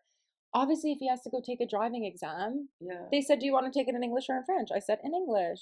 But they gave him a French instructor who did not speak English and then failed him. I didn't get. People were like, oh, you hate the French language. No, it's like literally not about the fucking French language. It's about the fact that, like, unfortunately, French people here are pieces of shit. Like, you guys are fucking assholes. Like, what drives me fucking crazy is I try. Like, I listen to French. I follow French creators. I listen. Really? Oh no, Okay, like you're better than me because I don't. But that's what I mean. I try so hard. Everywhere I go, I say bonjour. Oh, you don't have an accent. They respond in English. So I'm like, everyone's up in arms in my fucking comments all the time, being like, learn the fucking language. And I'm like, I'm actually trying. At work, supposed to. everyone says they're so impressed with me because it's like, I can hold a conversation. I am learning. And like, or it's like, and then I pronounce something wrong. And it's like, oh my God, like that's not how you say it. And I'm that like, makes you want to really learn how to speak French. and right? it's like the forcing of it all. And like, even my SAQ appointment, because I had to get my everything transferred over from Ontario to Quebec. And I actually do agree, like, you should learn the language of where you're living. But like, also, my first language is English. I am learning French and I can speak French fine enough that I can even go to my appointments. But like, they fuck with you so hard, like people from Ontario. It was not only like what pissed me off is it'd be different just to fuck with my time. It was the most expensive process ever. I had to be paying for 2 insurances at once because they fucking fucked me over so hard. And I'm like, luckily, I have the money to do it. If I was in this economy and you did that to somebody who was actually really struggling and needed that, like, however Same much, thing with like, you, that they made you pay for the thing. If you, like, they don't know if you have money or not. But, like, if you didn't, it's a lot of money to, like, for somebody who just immigrated here, if you have nobody, like, and you don't speak the language, like, fuck, sue me. I didn't say that he's not going to learn it. I just said that he doesn't speak it right now. He's trying to learn, but how is he supposed to learn? And then, not for nothing, but if we spoke like real French here, it was one thing. But we don't speak real French here. This is not real French. This is like the farm French. Québécois is like the farm French. Like, you guys don't even speak French. No offense. But the people from France, like they, like the guy, then he understand you. But like, or even the guy that I'm going out with, like he can fully speak French, but like it's like they would never judge as much. But that's the other thing. The people from France hate the people from Quebec. And it's like it's this like superiority complex. And I'm like, guess what? If you just encouraged people to speak French and didn't push it down, like didn't make fun of people. Didn't make a law that you're not allowed to speak English. Like, I'm sorry, why can't we speak both? Like, why can't French people learn English and why can't English people learn French? I'm not saying that we should only speak one language, you know? I know. And someone said, oh my God, what was it? Do they speak English and German? Oh my God, it was some stupid comment because I get it all the time. And I'm like, oh no shit, they speak German in Germany. What the fuck are you on about? Like it. Oh my god. And people were like, oh, would they serve you in English in a different country? Blah, blah, blah. It's like, I get it, but Quebec is still in Canada. Mhm. Your passport, it's a Canadian passport. It's not a Quebec passport, not for nothing. Yeah. So while I And I'm down for trying, understand, and like, but it's hard. yeah. It takes a lot to learn, and like, or people be like, "You went to French immersion, like, why are you not better?" I'm like, dude, that was until grade 10. I'm fucking 25 now. I did not speak French at all. Now I moved to the city, so I'm gonna learn the language, and I'm like, and I have to relearn things, but it's not like riding a bike. Let me tell you.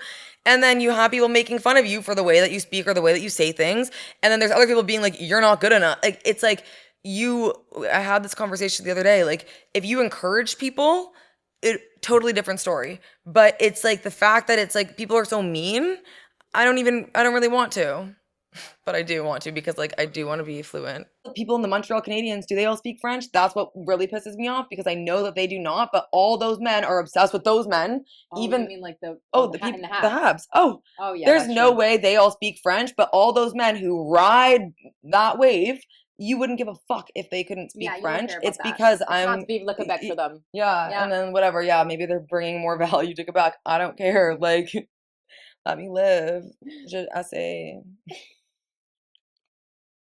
But I'm trying to think of like what I But can see, do. that is annoying. So like before the camera died, Sarah was saying how sometimes she'll speak in French, and then because she has an accent, the French person will respond to her in English, which I think is so fucking annoying. Because it's like, can you just help us out? Because like as an English person, if somebody is trying to speak to me in English and I can tell that they don't speak English properly, I like Yeah. I don't find English people are mean. Like we will work with you. Yeah, or that's what I mean. Like, and like, normally people are. Once I do say, like, other time, I'm not gonna fight it every time because like Yeah. I don't always have the time. But like when I'm like, no, like I need to practice, and then those people typically are like nice, where they'll be like, okay, and like they'll ask a question or whatever. But the automatic thing is always to answer in English, and that's that. Rough drafts. In the last couple months, I have taken you on our indoor garden journey with Plantiform. This feels like a bit of a sad subject to mention right now because I was actually growing this indoor garden with my grandmother, who some of you know is currently in the hospital. And so it's a bit of a sad moment because while our garden is growing, my grandmother has not been able to see it yet, but nonetheless, our garden is growing inside our house. You can get yourself an entire indoor garden, 15 plants. We are growing salad, we are growing tomatoes, and we are growing basil. So if you live in a small apartment and you've always wanted your own garden, this is perfect for you. If you have a family member who is elderly and who always had their own garden and you want to give them the chance to still be able to grow something inside the house, Plantiform is perfect for them. It's not too big. You can store it on a counter, you could store it on a stool, and it's quite easy to put some water. They give you all the instructions. Everything is really simple, and you can just watch it grow in your house. Beside the fact that it's awesome to have, and if you eat a lot of greens, you know that these are expensive. So having a Plantiform, you will be growing your own vegetables and your own herbs for 8 months. It's just beautiful to look at. I love it. I have it in my office, and I love the way that it lights up the room. I love looking at the progress every single day because honestly, the minute that you plant it, it starts to grow right away. So if you're interested in getting your own indoor garden, make sure that you use Bianca V 10% or Bianca V 15% to get your discount at checkout. Should we do like a timer? Do I put like a timer and she complains like in 5 minutes? I like honestly feel like I touched on my 2 complaints, so I'm gonna have to like repeat them. But it's like it's like I have to complain about it. Cyclists? No, oh no, fuck all 3. Yeah, a bitch knows how to complain. I love it. I've been called a complainer, but I hate being called a complainer, but I am. Why? But you're allowed to be a complainer if you're gonna be the one who figures it out. Yeah. I talk so much shit and I complain and I'm like, nah. But it's like I'm allowed to do it because maybe this is my complaint is people like who complain, but then you offer them every solution, but Like they're what? not going to be the ones to solve the problem. And they expect you to, but they also don't take the advice. I'm a complainer.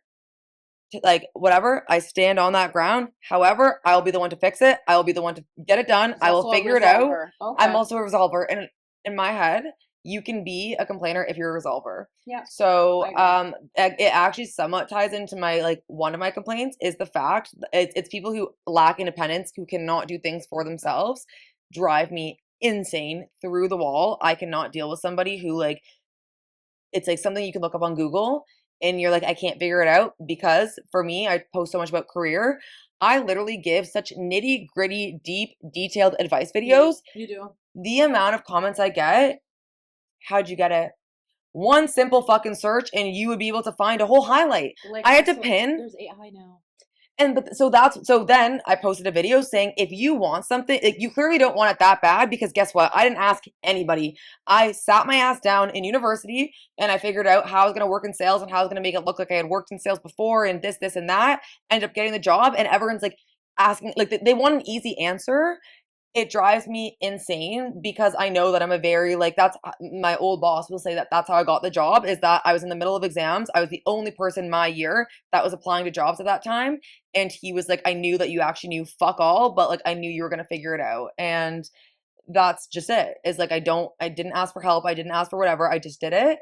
And now there's people who can't even look up a search term. And now I guess I really did know my complaint, but yeah, that fuels my fire. It's a deep complaint, but I get that. Because I saw a girl she's a creative director for like a bunch of brands, but she just did one for Dunkin', and then she posted a video being like, no one's coming to build your creative career for you. Because someone said she posted a video on this. The person replies back, can you tag me? What? So you knew that this girl posted a video on how she got her career, and like, the person that was commenting was too lazy to even go and like search for the video. He was like, can you tag me in the video of her talking about her career? Like, so she's like, do you think I was waiting in TikTok comments? Yeah. And I'm the same way. Yeah, but people on TikTok are so lazy. Like, some of the laziest motherfuckers I've ever met. Well, they don't even read captions. No. Like, nothing. I started reading captions again. I actually love captions now. Oh, I just Siri.